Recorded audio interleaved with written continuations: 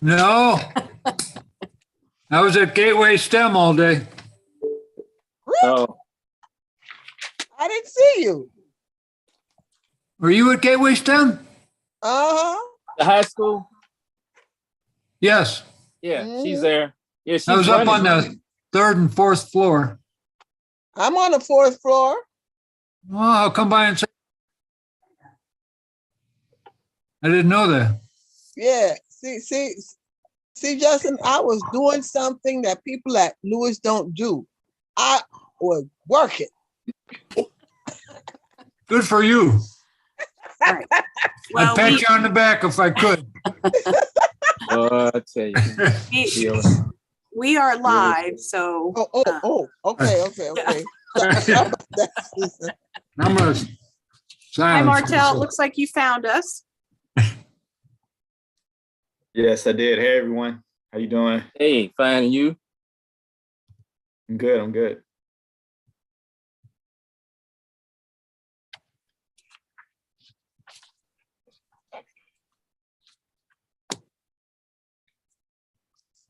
All right, we got Christina coming in.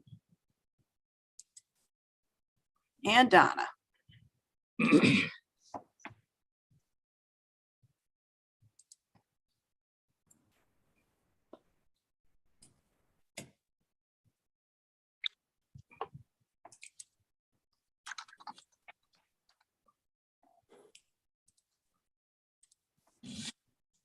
So we're ready, Mr. Chairman, whenever you are. Okay, all right. Okay, I'd like to call the meeting of the Public School Retirement System of the City of St. Louis to order. And we'll start off with the roll call. Angela Banks, Here. Christina Bennett, Present. Lewis Cross, Present. Sheila Goodwin, Present. Donna Jones, Here. Yvette Levy. She's running late. Martell Mann, Present. Bobby Richardson, Albert Sanders, Here. Justin Stein. Justin is on mute. Justin. You come back in. I know he's here. Mhm. Yeah, and Doris Walker is absent. Okay, we have a quorum. We have enough for a quorum. Yes, we have. Okay, 7. we'll move on to the second item on the order of business, the approval of the minutes of the last meeting, tab 1, Board of Trustees, regular meeting, December the 13th, 2021. Is there a motion to approve the minutes? Sheila Goodwin makes a motion that we approve the minute of the December 2021 meeting. Is there a second? Is there a second? Christina Bennett, second. Okay, all in favor? Aye. Aye. Opposed? Aye. No. Okay, the ayes have it. Okay, then we'll move on to reading of communications to the Board of Trustees. Sue? I do not have anything. Okay. All right, presentations by interested parties. Yeah, I do not have anything. Okay. Consent agenda, approval of retirement and benefits from January and February of 2022. Is there a motion to approve? Sheila Goodwin makes a motion to approve the consent agenda of the retirees. Okay, is there a second? Is there a second? Donna Jones, second. Okay, it's been moved and properly seconded. All in favor? Aye. Opposed? No. The ayes have it. Okay, approval of refunds, January 2022 and bills, December 2021 and January 2022. Is there a motion to approve? Sheila Goodwin makes a motion that we approve the bills of 2021 and January 2022. Okay, is there a second? Second, Donna Jones, second. Okay, all in favor? Aye. Opposed? Okay, opposed, no. All the ayes have it. That's been approved. Okay, Sheila, Susan, next is unfinished business. Sue, we have any? No, other than just continuing to monitor with the office being closed. Now that maybe numbers are looking a little more positive, we can maybe work on a plan, but nothing new to report there. All right. Report of the chairperson. First, I'd like to let you know that I sent everybody the article that was in the Post-Dispatch, and we're going to have our legal counsel talk about that, our general counsel later on concerning the charter schools. So everybody should have, I sent that article to everyone on the board. And of course, even the ones who are, Bobby had eye surgery today, and Doris had death in the family, so they're not able to attend. But that will be discussed at length in the general counsel section. Basically, we are doing. I'm sorry. Did somebody say something? We're doing very well with our new investment company, and one. And things seem to be moving in a positive direction. It was a very, very interesting and informative meeting. And I feel very confident that all of the things that we had hoped for in terms of an investment company, it seems to be coming true, and very pleased with that. And I'd like to welcome Mr. Martell Mann to the board. He is a new member as of today. He's been properly sworn in, and Martell is eager to get busy and help us make this board even better than it already is. And welcome, Martell, to the board. Thank you, Mr. Louis. Chairman, Yes. is Martell an elected or an appointed position? Martell's position. I was just getting ready to finish with that, Sheila. He is appointed by the school board. Oh, great. There are 4 people who are appointed, and then the rest are elected. And so Martell is appointed, and he can, Martell, I'm gonna give you a few minutes to kind of tell us a little bit about you. Yes. So I work for Washington University in St. Louis. I've been with them for about 3 years now. I work for the treasury team. I'm the cash and commerce operations manager there. So I mainly, work short-term with the short-term cash, day-to-day cash, short-term investments, things like that for the university.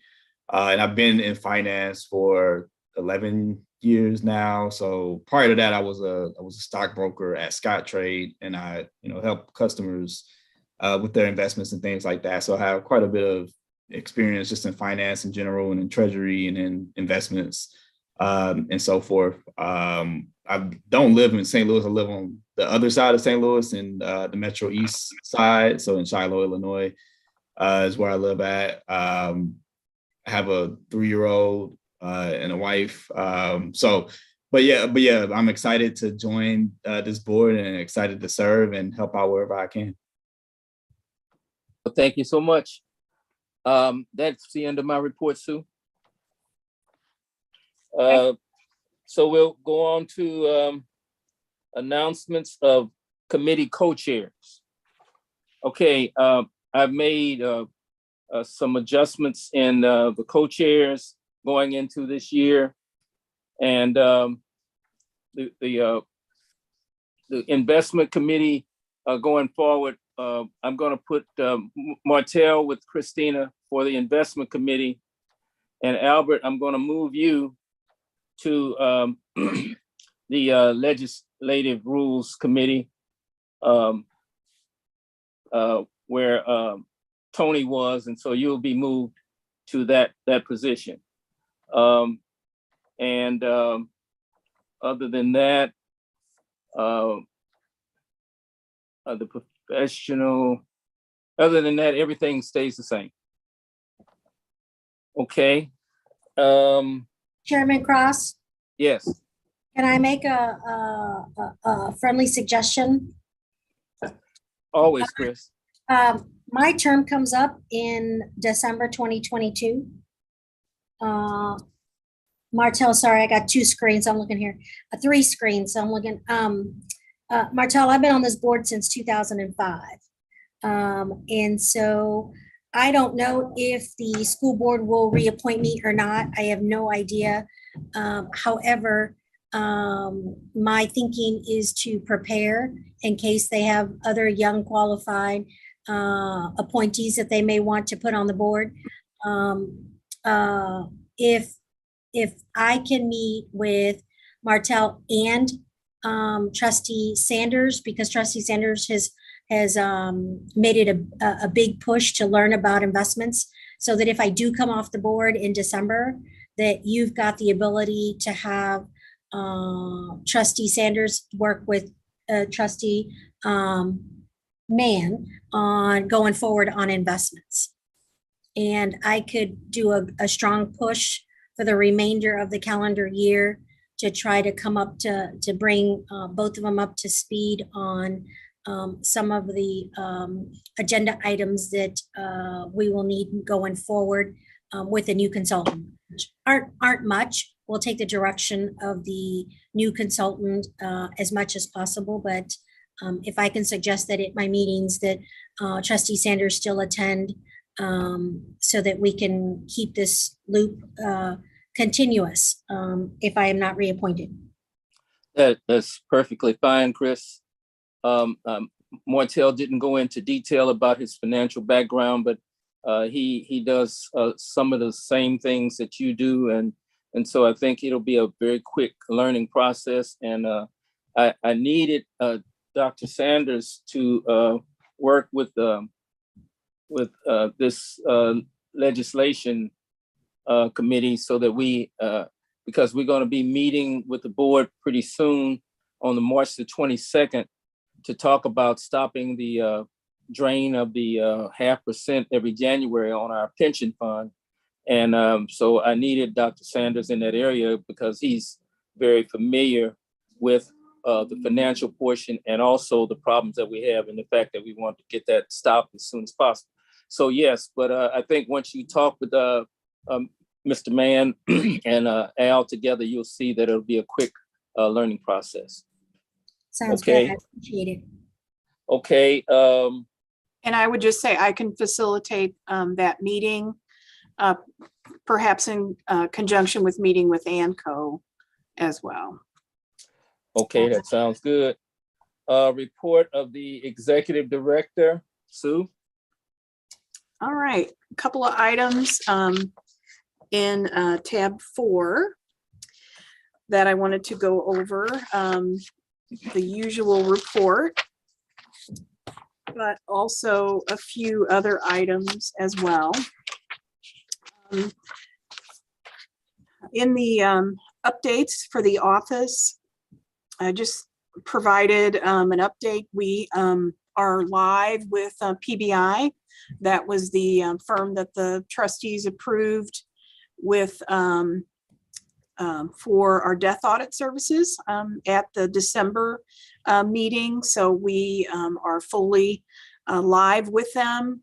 We send a file monthly, and all those records are continuously monitored. So we're actually able to send more records now. So we're sending all of our retirees, all of those that are selected to be beneficiaries, as well as any regular member, whether they're active or perhaps termed, but still have funds either vested or still have funds with us. Anybody that's 50 or over, we are continuously monitoring those records. So far, everything's been going pretty well. No additional overpayments so far for 2022.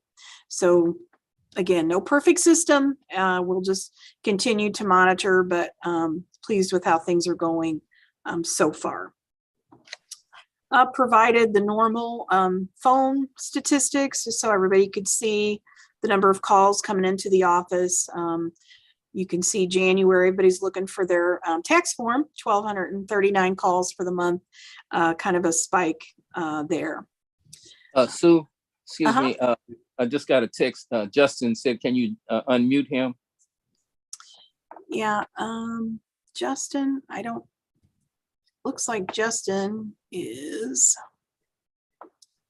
yeah, not here. Yeah, I can't unmute him. I asked if maybe he could get out and get back in, and then maybe that would Okay, work. I'll let him know. Yeah.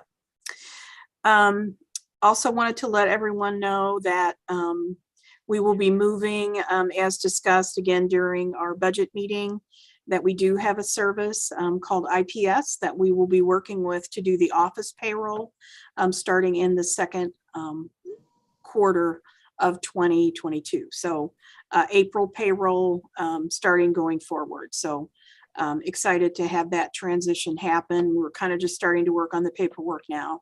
So I'll have more of an update at the next meeting. And I also provided just some end of the year statistics so everyone could see kind of what our numbers look like. We produced 5,079 1099s, which are the tax forms that the retirees receive. And we also have forms for those people that request a refund of their contributions. So we had 506 of those. So the total payroll for the year was over $105 million. So again, I detailed that as well. And we refunded close to $6 million. So I wanted to provide those statistics for everyone to look at. Any questions on those?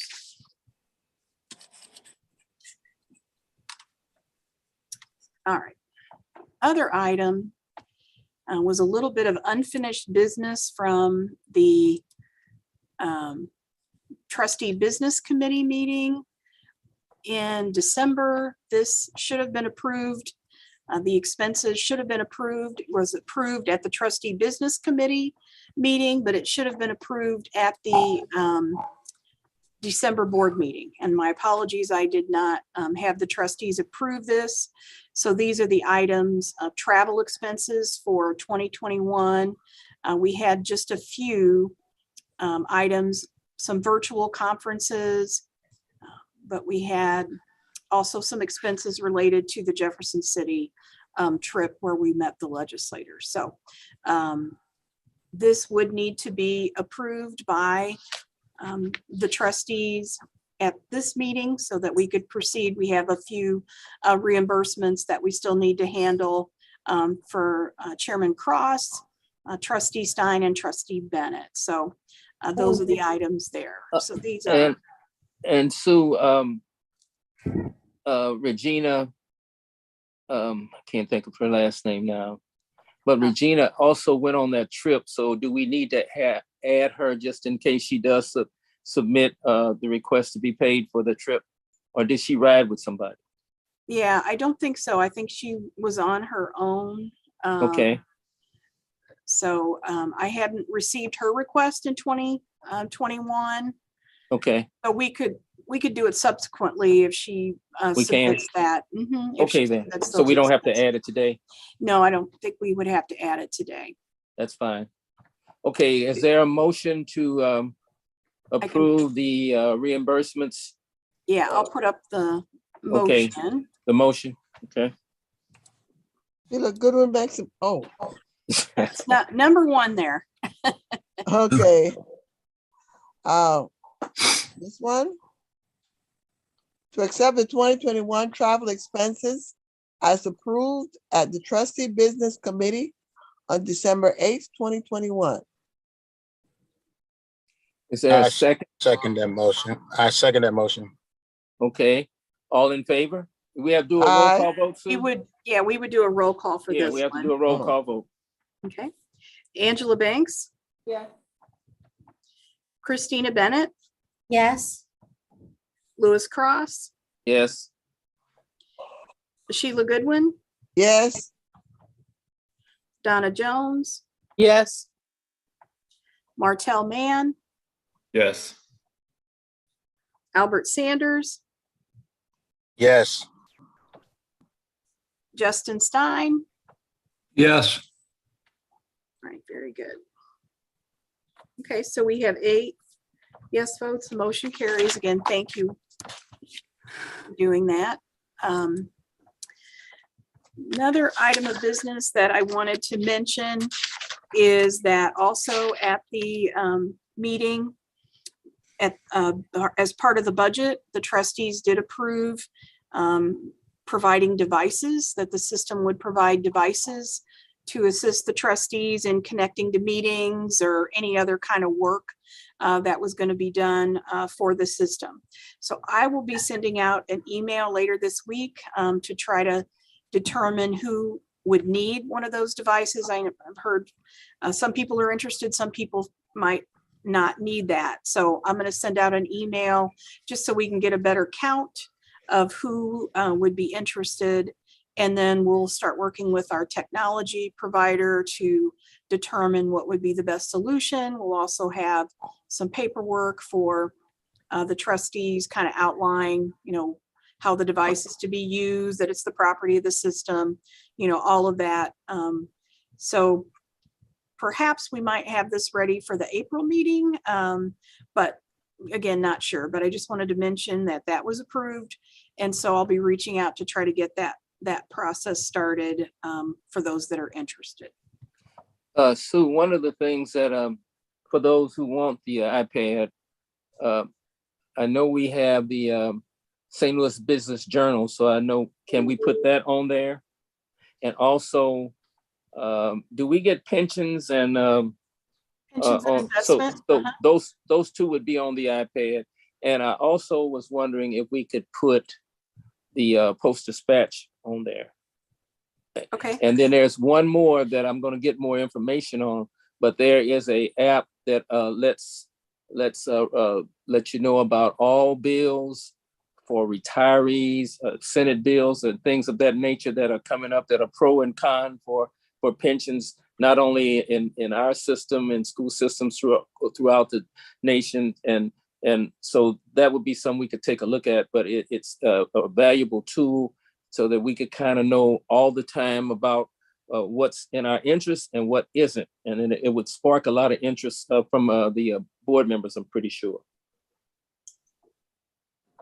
All right. And I will check on the Post-Dispatch subscription to see what's involved with that.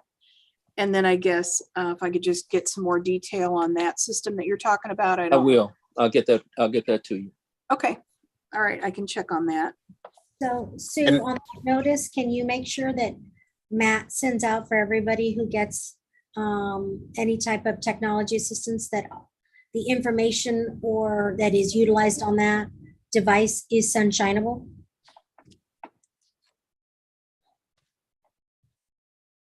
I just want everybody to know if they're getting it, what the, I got you. The legal ramifications behind Right, it. and that's, I think, some of the paperwork that Sue mentioned in that, sort of what the purpose of the providing of the devices is to allow the trustees to better be able to participate in the meetings, have more information, maybe have a better, some trustees obviously are very familiar with computers and cameras, others may not have that access. So it's to allow all trustees to have access to the information and technology so that way they can participate to the same level.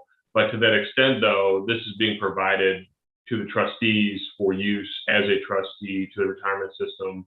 Obviously all trustees have fiduciary duty to the members of the plan. So, a corollary to that is we can't be buying iPads to the trustees just so you can go out and, stream movies or things like that.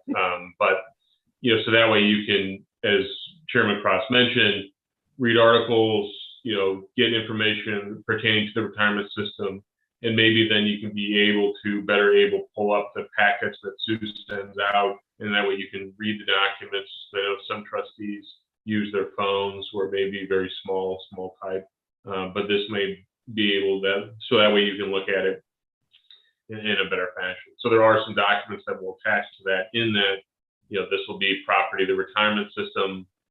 There are some requirements to that in terms of your use, in terms of access to the information, things of that sort.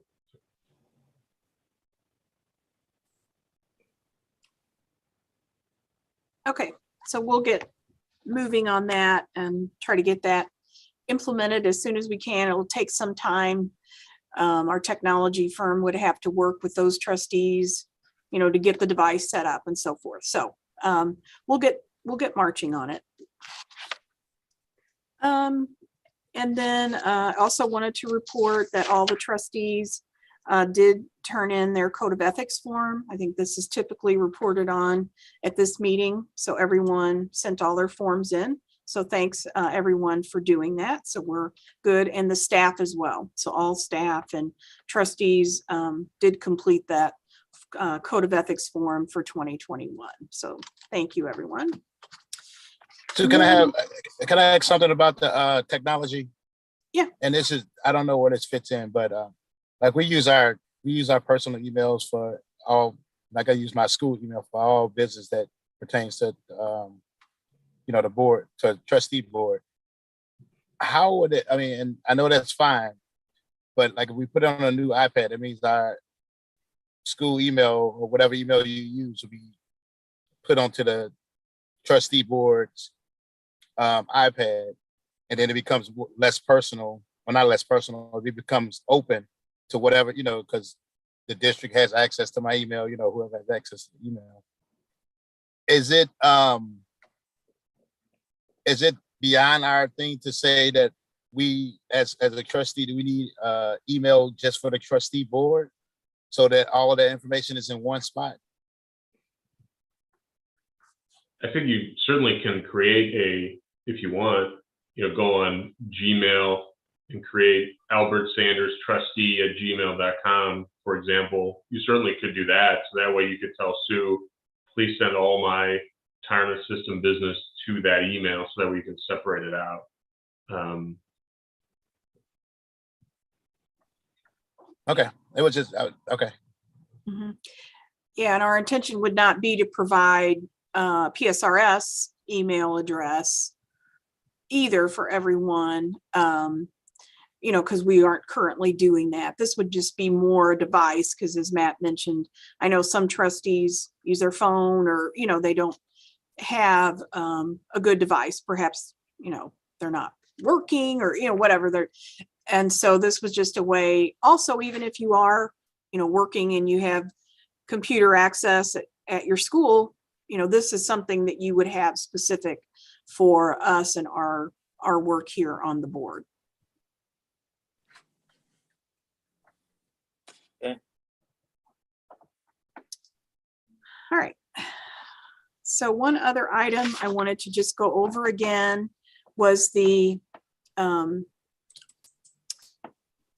our proposed RFP schedule for this year. We are already almost the end of February of 2022 already. So the year's kind of marching by. And so this document is changed just a little bit from what was produced last year.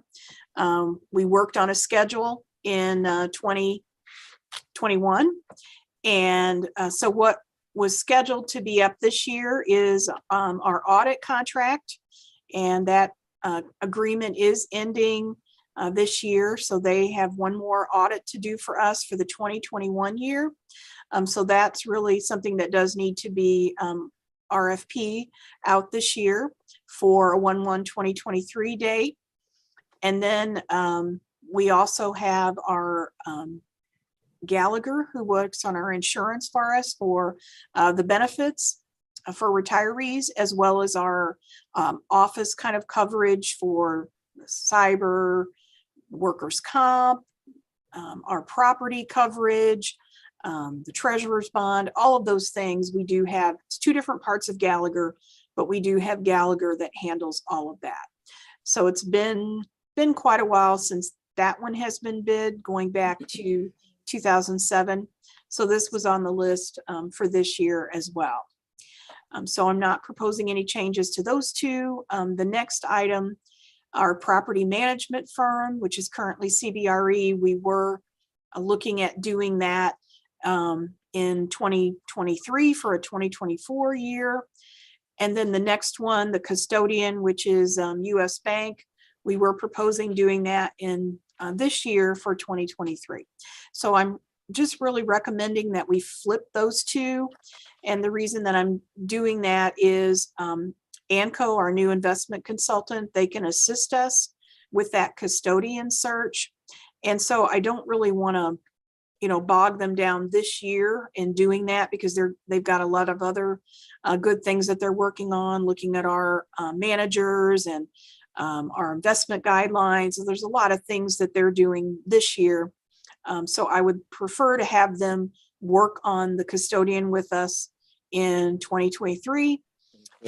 And then the property manager, again, it's been a long time since we've had that one bid as well. So I'm just proposing flopping those two items around, and then no changes to anything else. We also this year would go out for our Medicare Advantage plan. We have United Healthcare is our provider for our Medicare Advantage plan to our retirees. And so that's folks that are on Medicare. We do offer that Part C plan for them. And United Healthcare has been the provider since 2018. So it's a competitive market though. So like we found last year when we did dental and vision, there's a lot out there. So we'd do that this year for our Medicare Advantage plan. So no change for that. So we would have 4 counting the Medicare Advantage RFPs that we would do for this year. So any questions on that or discussion? Sue, do you need a vote for that? I do have a motion for it. Okay. And then I guess I would also want to have some direction from the trustees on how much they want to be involved. I know last year when we did the actuary and we did the investment consultant, those are 2 service providers that the trustees are very involved with. I would say the auditor is probably so the same. Insurance consultant is a little bit more in the background. And then our property manager is somebody that we work with as well, kind of more in the background. So I didn't know if on maybe those 2 items, the board would just be fine if I kind of did the legwork on that and brought that with recommendations to the trustees, with all the trustees perhaps participating in with the audit firm. Yep. So Sue, in the past, the management firm and the liability or insurance one with Gallagher, as long as I've been on the board, Gallagher has had the account, but we did put them up for RFP.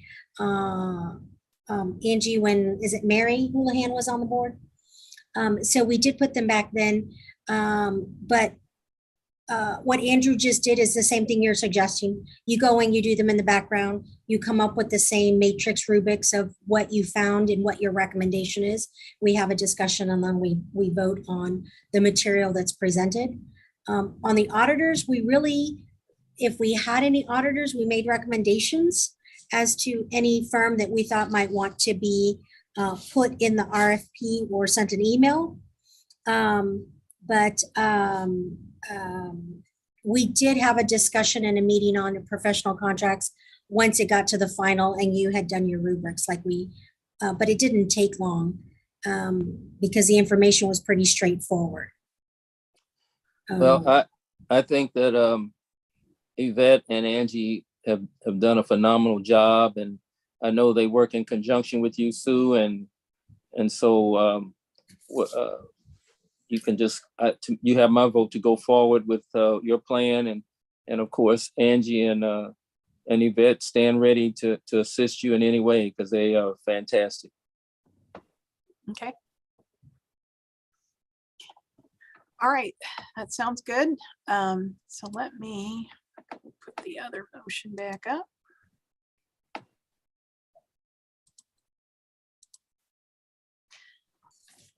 So that would be the number 2 motion there.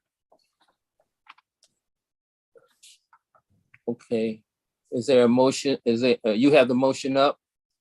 I make Yeah. a motion to accept the revised RFP schedule as presented by the executive director. Is there a second? Goodwin, second. All in favor? We're gonna do a roll call vote. Yes. Angela Banks, Yeah. Christina Bennett, Yes. Louis Cross, Yes. Sheila Goodwin, Yes. Donna Jones, Yes. Martell Mann, Yes. Albert Sanders, Yes. and Justin Stein. Yes. Okay, so again, we have 8 yes votes. The motion carries. Thank you. All right, and then another item that I wanted to discuss with the trustees is regarding kind of a new service. Right now, US Bank is our custodian. They provide class action assistance for us with the variety of investments that we have. There occasionally does occur class action suits that we become or can become party to. And US Bank handles all of that on a domestic basis. So if any class actions come along, we may get some settlement out of that. And US Bank tracks those. They add us to as participants in the suit, and then they follow it through. Obviously, these can last and drag out for 4 or 5 years, even longer. So they do that on a domestic basis for us as part of their regular schedule of services that they provide for us. However, there has become more of a need on the international scale. Now US Bank is starting to notify us when there are international class action suits that are occurring.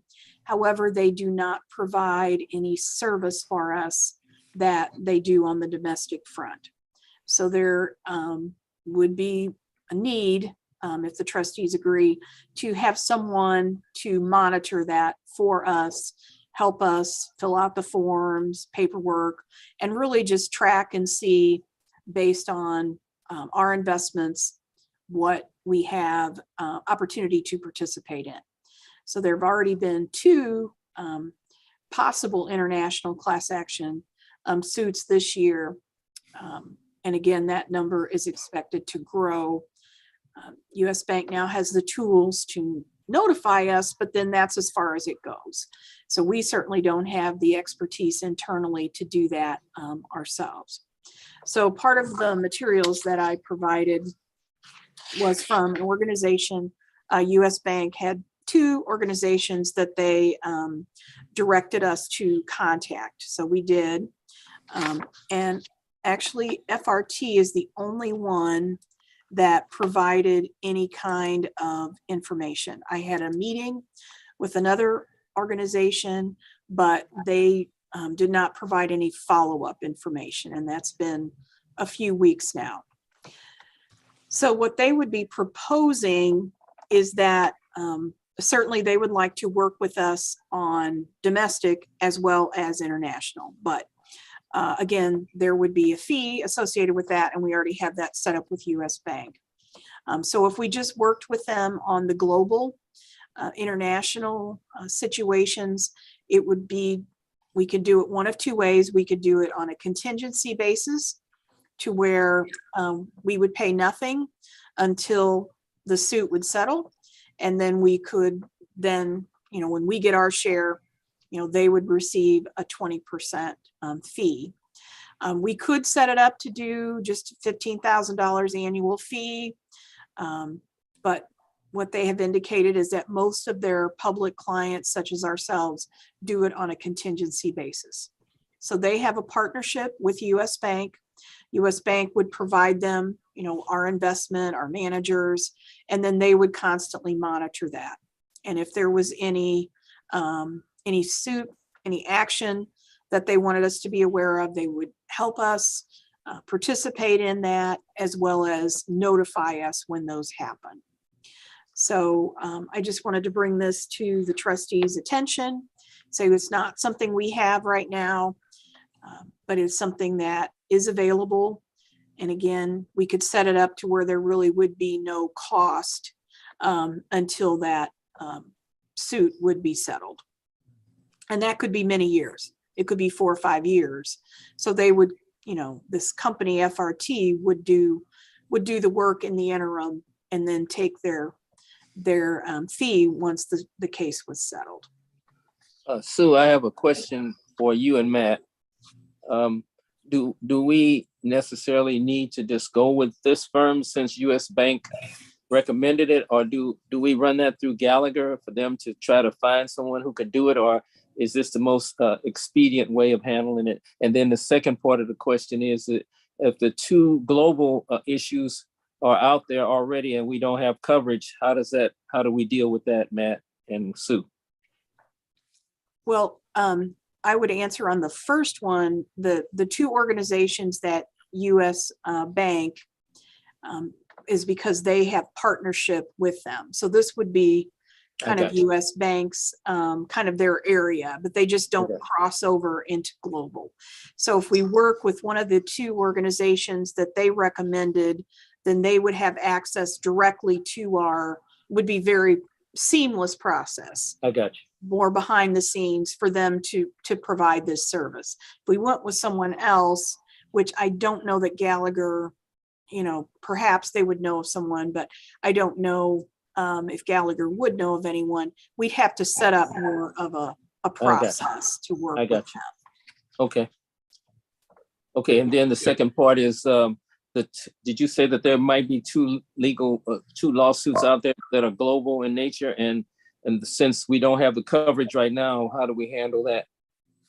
Yeah, so they're the two, I don't believe we really would have been party to those suits anyway, because their recommendation would have been that we would have had, I believe it was $1 million worth of investment. And, just looking at what we did, we weren't quite near that amount. So it's really just more planning for the future. There's not really anything. Plus working with a firm, they would have more advance notice of a suit versus US Bank was kind of a little, when they got notified was probably later than organization that's in that expertise, with that expertise internationally, would have been notified much sooner. Okay. I think Christina had a question or comment. Yeah, so I want to go back to 2008 or 9. Maybe Sheila was with me at one of these conferences. I can't remember. So your predecessor, Sue, would not entertain conversations regarding any litigation firms that we tried to bring to the table to have the board review. He just was not a big supporter of that. And some of these litigation firms out there do not charge us unless they settle, and then they would take their fee out of a proceeds. So we wouldn't have to, it's kind of like a back end fee like you're recommending. But if anybody remembers, maybe Louis or Sheila, remember Marlon Kimpson? Yes. He's from South Carolina. And he took us to maybe a dinner or two, or invited us to a bunch of different things at NASP. And I want to say this is the one in Beverly Hills. And then that was 2008 or 9. If either of you attended the Beverly Hills one, NASP. They did a big session in that that talked about this for trustees. And your predecessor, Sue, just refused to listen. So there are some firms that have come across, and I can go through my email, but I remember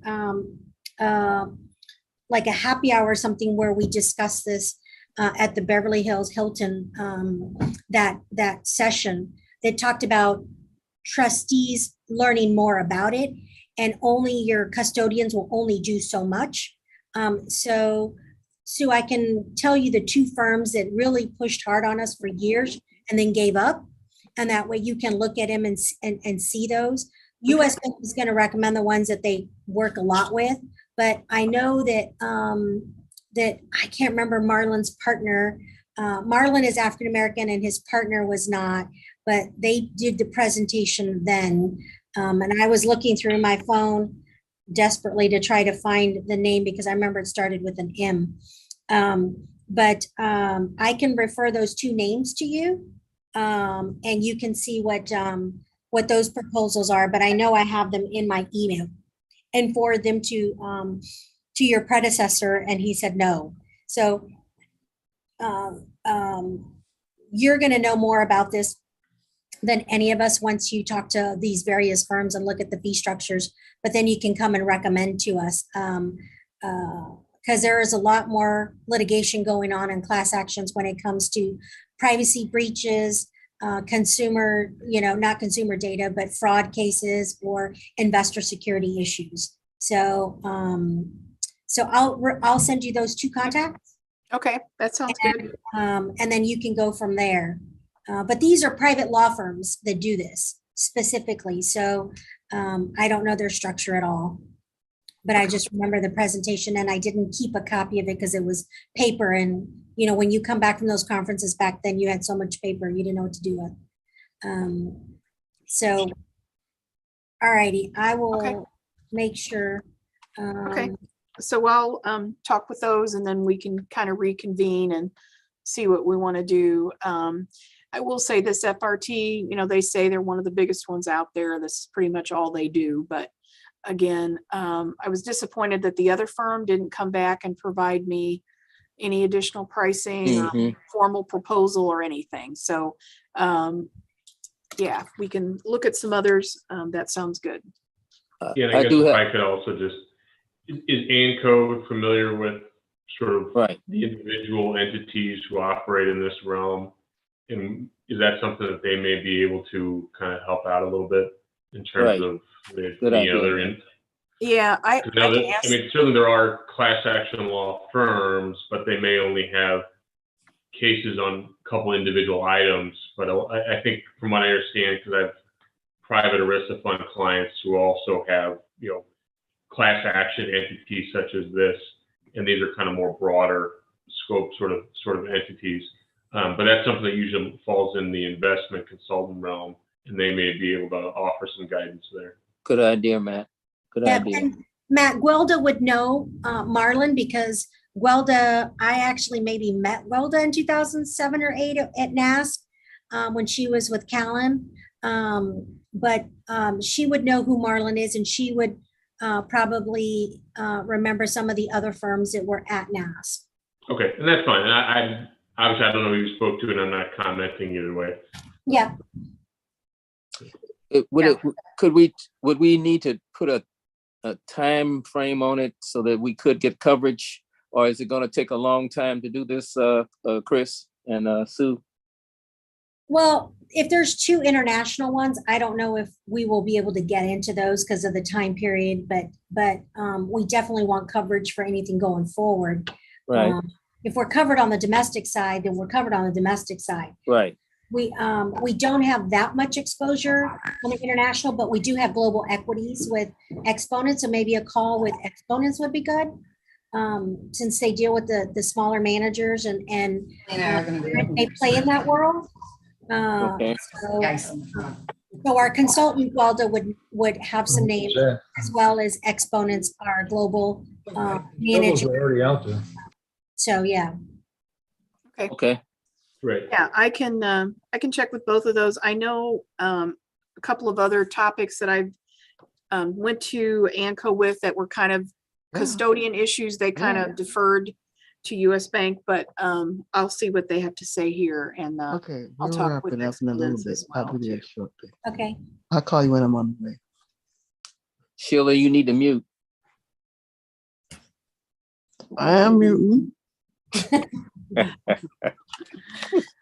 All right, so I think Let me get everything. that was the last item. Okay, are we done, Sue?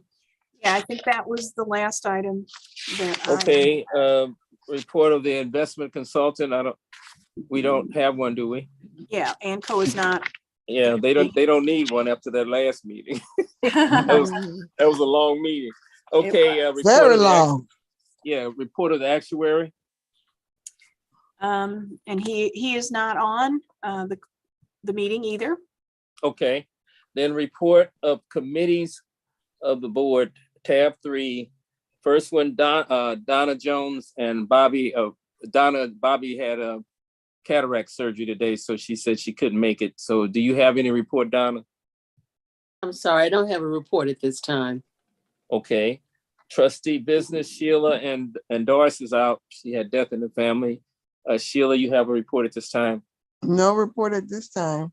Okay, investments, Christina and Albert and Martell Mann. Of course, Martell, you're new, but do you all have a report? No report at this time. Okay, We did have one follow-up motion Oh, from the investment committee meeting regarding the Intech oh, letter. that's right. That's oh, right. yes, yes. Yeah. I don't, can you pull that up or Albert, can you read that? Albert, can you read the motion? Read Yes, the I motion. think I can. I think I teach pre-K, but I think I can read it. I make a motion to accept the recommendation of the investment committee at the February 17th meeting to recognize the new ownership of Intech and sign the consent letter. Is there a second? Is there a second? Second, Christina. Okay, roll call vote. Angela Banks, Christina Bennett, Yes. Lewis Cross, Yes. Sheila Goodwin, Yes, Donna Jones, Yes, Martell Mann, Yes. Albert Sanders, Yes. Justin Stein. Yes. All right. So again, we have 8, so that motion carries as well. Okay. Legislative rules and regulations, Justin Stein. Oh, you have a report, Justin? I don't have a report. Okay. And then lastly, Thank you, report. personnel and professional contracts, Angie and Yvette. We all have a report. No report at this time. Okay. All right, new business. Next category. Is there any new business? I did speak with Sue about the benefits portion, and we're working on that. We'll report to you at the next meeting. It seems as though a lot of the people sign up for a beneficiary, and then they're in the system, in the system 10, 15, 20 years or whatever.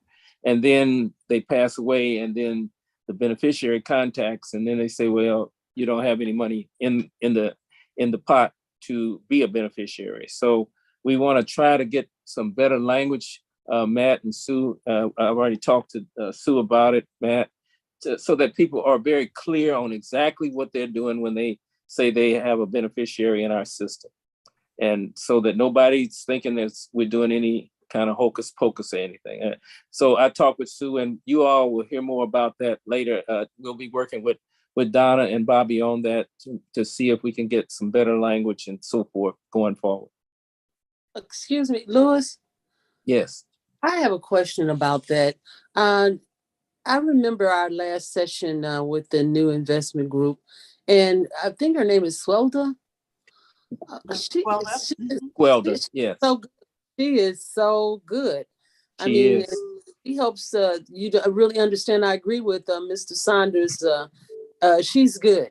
And when you talked about communicating with the people who receive their pension or what have you, and not having a great understanding, is it possible, just say for instance, even when if we decide to get one of those iPads or something, that perhaps they could the group or whatever can produce some type of video that would explain what's going on for those who are seniors who might not want to read all of that, and have her explain, or whomever in her group explain. But she's good. I'd like to see her do it, but So it would be clearer because she explains it in a way that you can really start to understand what's going on.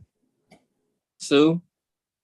Yeah, so we have retirement seminars that we produce for our active folks to kind of let them know what their options are. And we go through, we did about 5 of them last year, and then we did one just last month. So we do those recordings. We've been doing them via Zoom, and then we post those on the website. So we have all of them out on the website so people can kind of go through and see, you know, kind of, they last a little more than an hour, including the Q&A. So we have our member services manager goes through, we have a presentation, but really a lot of times it is the Q&A. So we do that fairly frequently. We will be looking at our documents that we provide.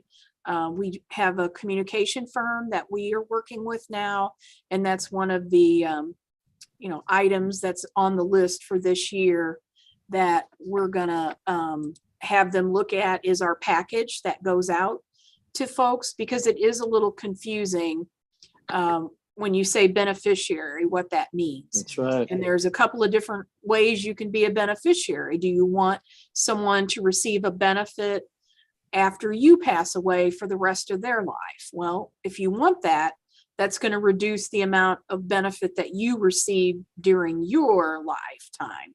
So not everybody, when they hear that, not everybody wants to do that. The other way that a person can be a beneficiary is if they have contributions left over in the system. And usually that is exhausted. We pay the funds, we pay the benefit from the employee contributions. So that's the first 2 or 3 years that they're retired, those funds are going to be exhausted. So if you've designated someone as a beneficiary, but not someone to receive a monthly benefit after your death, then that person wouldn't receive anything. So we are going to look at the package that goes out to people because they do have to sign paperwork, and it is a lot of paperwork. So we do try to provide them, you know, some video assistance. And then obviously, if they need any kind of counseling when they're going through it, then the staff has been doing that, not in person for the last couple of years, but that's probably going to change later this year. But, you know, over the phone, you know, kind of helping them understand what their options are. Because people can be prepared for retirement, but then when it comes to the time that they have to actually fill out the paperwork, it can be very intimidating. So we do try to provide, you know, as much assistance as we can. Yeah, well, thank you so much, Sue. I just want to make sure that everybody's clear on exact, and that language should reflect everything that's said to them as well. Sometimes they tell you one thing and the language says something that's almost the same, but you know, so I'm glad that we have a communications team that's going to take a look at that and make sure it's very clear and concise, because we're all in the retirement system. So we want to make it good for everybody, including us. Yep, for sure. Okay, now we're ready for our general counsel, Matt. Matt, do we need to go in executive session? Yes, Chairman Press. Okay, do you have the language to go in executive session? That's number 5. Okay. I make a motion to close the meeting and that all records and votes, the extent permitted by law pertaining to and or resulting from this closed meeting, RSMO and 610.021, for the purpose of having a confidential or privileged communication with the legal counsel for the public school retirement system of St. Louis. Okay, Second, second, yes. Okay, roll call. Angela Banks? Yeah. Christina Bennett? yes. Louis Cross? Yes. Sheila Goodwin? Yes, Donna Jones? Yes. Yvette Levy? Martell Mann? Yes. Albert Sanders? Yes. Justin Stein? Yes. All right, so again, we have 8, motion carries. Give me a moment to stop the recording. Or you were going to move me off the investment committee and move into the other one committee. I think Yes. that's something we should make sure we're discussing before it happens, because yes, I did think, especially at the last meeting, I started to understand what was going on. And for Okay. the last 2 years, that's been what I've been doing. It's just something that we need to make sure that we're actually asking those questions. I know you're the chairman of the board, so you can make those decisions. Just ask, because I might have other things going on as well that I can't go like to Jeff City often I see. or something like Uh, that. So Okay. All right, we can discuss it. Okay, so we are live now. Okay, so we'll discuss that, Al, and also we need to exchange phone numbers with Martell. Okay, if there's no further business, then we ask for a motion to adjourn. I make a motion that we adjourn. Is there a second? Is there a second? Second, Bennett, third Bennett, fourth Bennett. Fifth Sanders. All in favor? Hi. Thank you all so much. Thanks. Al, I'll call you, and Donna, I'll call you as well. All right, Okay. let's give me about a half an hour or so though. I will. All right. Okay. Good night, everybody. All right, good night. Good night, everybody. Thank you.